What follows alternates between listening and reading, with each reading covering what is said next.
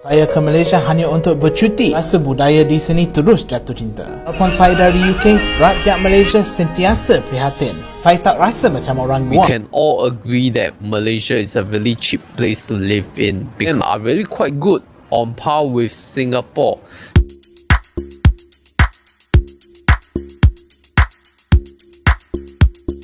Oh hai, oh halo, hai teman-teman, kabar kalian? Jumpa lagi di channel Sari. Semoga kalian yang menonton video ini tetap dalam keadaan baik-baik saja, tetap semangat dan selalu berpikiran positif.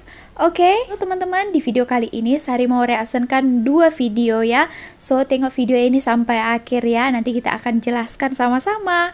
Tapi sebelum kita lanjut ke videonya, Sari nak tanya nih untuk teman-teman daripada Malaysia. Minggu depan itu Sari mau pergi ke Penang, minta cadangan korang semua untuk kasih tahu Sari mana tempat yang best di Penang ataupun makanan apa yang best untuk Sari coba nanti ya. Kalian boleh komen di bawah ya. Mari sama-sama kita tengok video ini ya. Ini video pertama ini tanggapan orang Singapura. Katanya dia mau pension ataupun retire di Malaysia. Kenapa alasan dia? Mari kita tengok videonya sama-sama. Cium. Hey folks, Okay, welcome back ini to Honey Money Singapore ya. SG. Today I will be sharing my thoughts about retiring in Malaysia. Now I know a lot of people Singapore have been retired in interested Malaysia, in ya. this kind of topic about retiring in another place compared to Singapore. Because you know, while Singapore is actually a really great place to work, we have high income, we have a lot of Yes. job opportunities, gaji, but ya. maybe it's not a really great place to retire because the cost of living here is really too high. And in most recent news, we can't banyak, even ya. import freshly chilled chickens from Malaysia. Wow. So a lot of people import has daripada been Malaysia, ya? contemplating whether they want to retire in Singapore or not.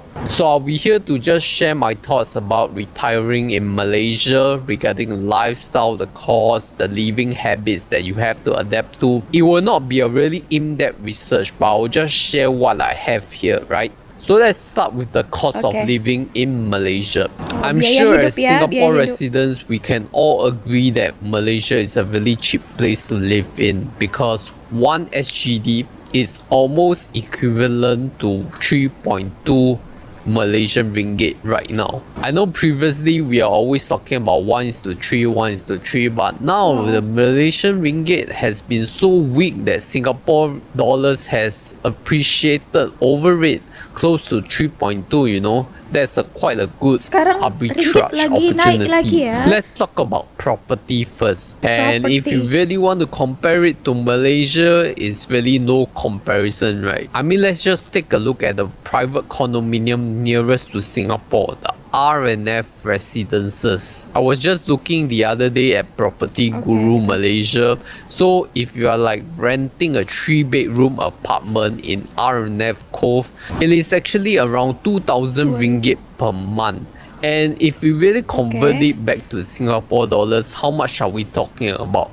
Maybe 600 over Singapore dollars for a 3-bedroom private condominium apartment with facilities. Of course, you can't compare the same level of quality between Malaysia condominiums and Singapore condominiums because Malaysian condominiums, most of them are poorly maintained after a few years because there's just so much land to build property. But I'm just giving you like a simple cost comparison, right? How much can you get in Singapore versus how much you could get in Malaysia?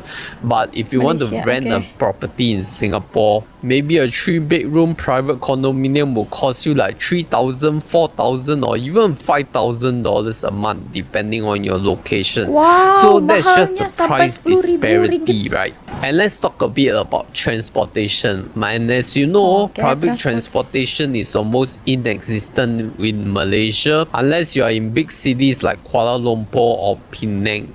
So I think it's better to always drive your own private transport. With like 30,000 ringgit, you can easily get a Perodua Myvi. And in Singapore, you don't even need to think about ada it juga because we kereta-kereta have pun something called murah certificate juga. of entitlement that allows you to use your vehicle for 10 years.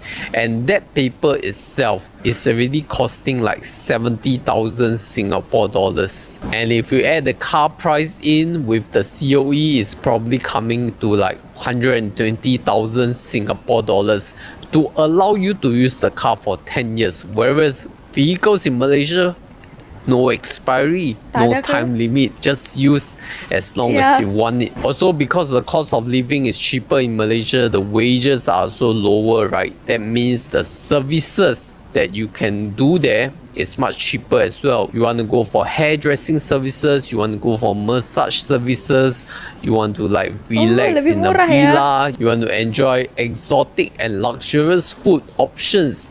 There's also quite plenty of options within your budget. So it's Budget. really like a lifestyle change and quality change, right? Not really about the cost, but about how much more you could get with the same amount of money. And don't even get me started on food, because subjectively, Malaysian food is the best for me in Southeast Asia. At least it's really the locals di handling all ASEAN the ya. cooking. Unlike in Singapore, where a lot of foreigners are really managing our hawker and food court stores. But cost Okay. is not really everything, right? We have to look into other aspects of life.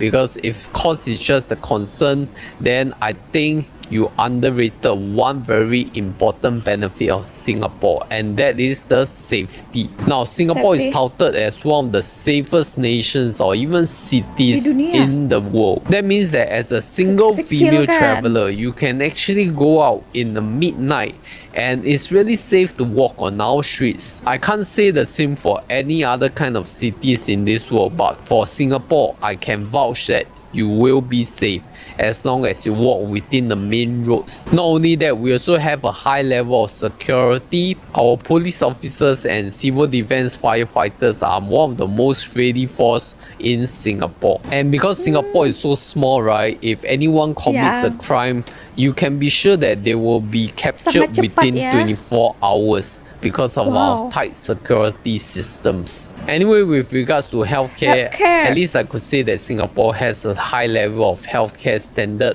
but Malaysia is not low either. In fact, if you look at the private healthcare services in Malaysia, some of them are really quite good, on par with bagus Singapore, juga ya. just that the cost is much cheaper. In Singapore, if you Oh, don't kosnya even lebih have murah. a private medical insurance or integrated shield plan, we people to fork out really large amount, because your MediShield Life is just not going to cover the entire expensive medical bills. So I read online somewhere that some hospitals even accept MediSave for payment because they have linkages with the Singapore government or something like that. So if you are interested in the area, you can do more research on that lah. But now I do want to talk a bit about the lifestyle Lifestyle. difference, because fundamentally you are changing a city lifestyle to a more laid back lifestyle in Malaysia.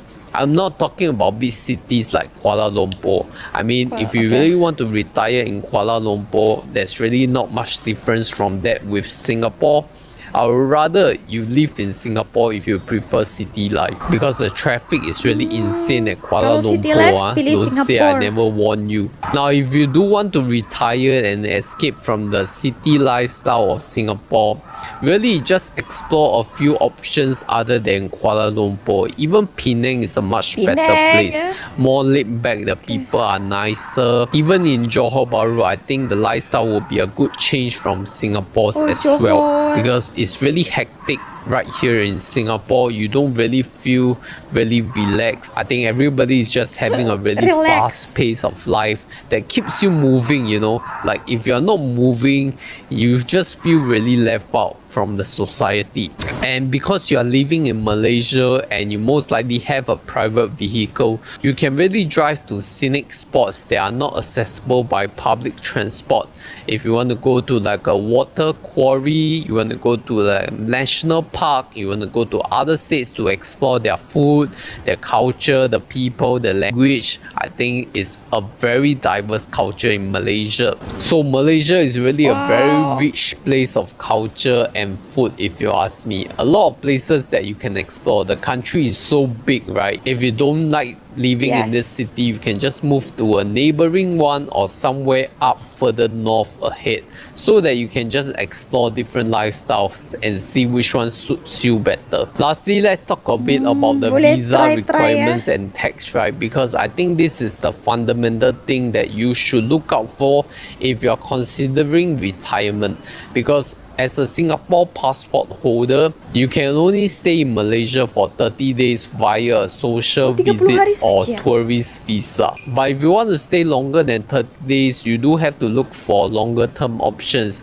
And one of it is the MM2H, Malaysia My Second Home. Malaysia, my And the second home. MM2H policy has been changed to such ridiculous terms, like you need a minimum of 40,000 ringgit per month to be qualified to Sari apply ada for the pernah baca ini ya. MM2H visa. I mean, if someone is earning 40,000 Malaysian ringgit, which translate to around 13,000 Singapore dollars, why would he not retire in Singapore instead? $13 can do wonders in Singapore. But one thing you must know is that there is another policy of MM2H, which is under the Sarawak state. If you go and Google for MM2H Sarawak, I think they have a different set of requirements that is much more berbeza ya lenient kalau than di the Sarawak. official MM2H visa. So you can consider that route if you want to apply for MM2H. And we cannot forget tax residency if you are still earning an income to supplement your retirement life. Fundamentally, we still want to remain as a Singapore tax resident. And the eligibility to remain as a Singapore tax resident is that you need to stay at least 183 days in Singapore.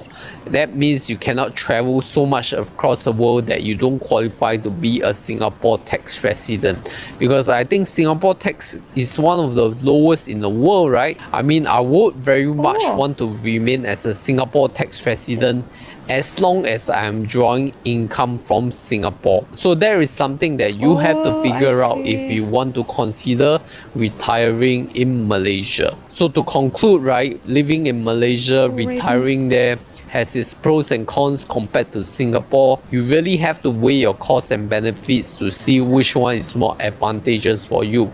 Now, I'm speaking it from a single perspective or maybe no kids perspective, because it also means you and your partner can really move around easily. But what if you have kids? I think that will change the whole equation, because where are your kids going to live? Where are they going to school? Are they going to go to a school in Malaysia or Singapore? I think that's just some family matters that are more complicated than what my video is discussing. Also, if you have not thought about early retirement yet, then maybe you can consider watching my video over here, because I'll talk about my plans leading up to my financial independence, retire early life. With that, thank you for watching. My name is Christopher. This is Honey Money SG, steering young adults to financial independence. Okay, thank you so much Christopher for sharing with us ya. Good job. Oke teman-teman, tadi kita sudah dengar sama-sama yang dijelaskan oleh Chris ya. Dan tadi itu semuanya itu menurut opinion dia. Ternyata beberapa alasannya tadi sudah dibagi tahu. Sehari hanya pernah 2 kali lah ya ke Singapura. Memang betul ya teman-teman, biaya hidup di sana itu gila mahal. Jadi kalau kita tujuannya itu memang hanya untuk jalan-jalan saja ya. Tapi kalau kerja di sana barulah berbalo ya. Tadi ada juga menyangkut tentang keamanan ya, safety. Kita tahu lah ya, memang Singapura kan dia kecil saja ya. Jadi Sari tahu ada di mana-mana itu CCTV ya. Jadi kita di sana itu terpantau ya teman-teman, CCTV itu ada di mana-mana. Tapi Sari ada baca satu artikel baru-baru ini ya teman-teman. Tak tahu semalam ke hari ini, Sari sudah lupa. Malaysia juga termasuk salah satu negara teraman.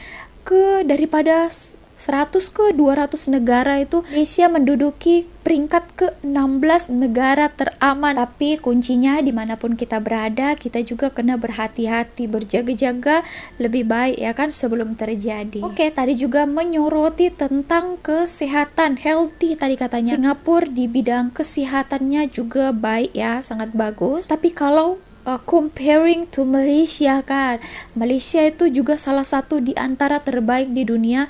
Tapi yang paling bestnya lagi, yang sangat berbeza itu ialah biayanya itu mesti lebih murah daripada di Singapura ya.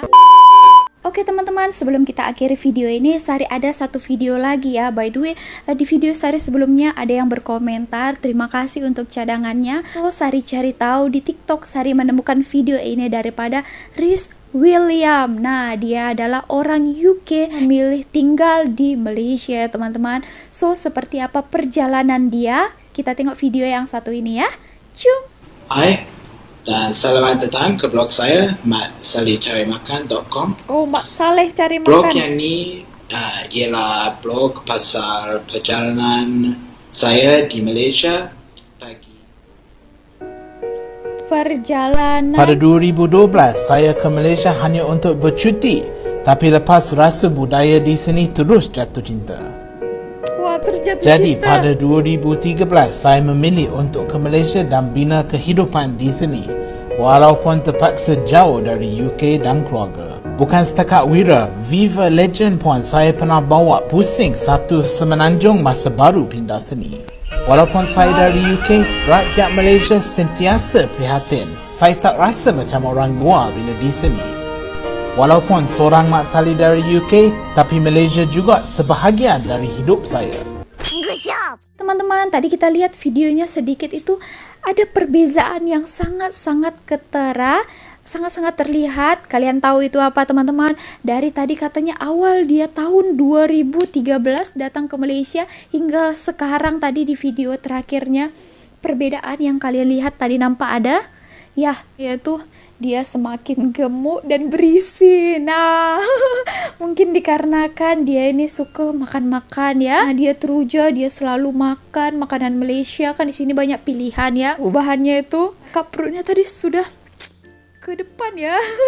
Nah, seperti itu tadi awal mulanya dia hanya melancong datang ke Malaysia, pada akhirnya dia tinggal di Malaysia ya dan menjalankan kehidupannya di sini. Teman-teman, jadikan video ini sebagai tambah-tambah informasi dan buat orang Malaysia itu lebih bersyukur tinggal di Malaysia ini ya. Oke teman-teman, segitu aja video kali ini. Terima kasih telah menonton. Jangan lupa kasih tahu Sari di ruang komen dekat bawah apa makanan yang best di Penang atau tempat yang best di Penang.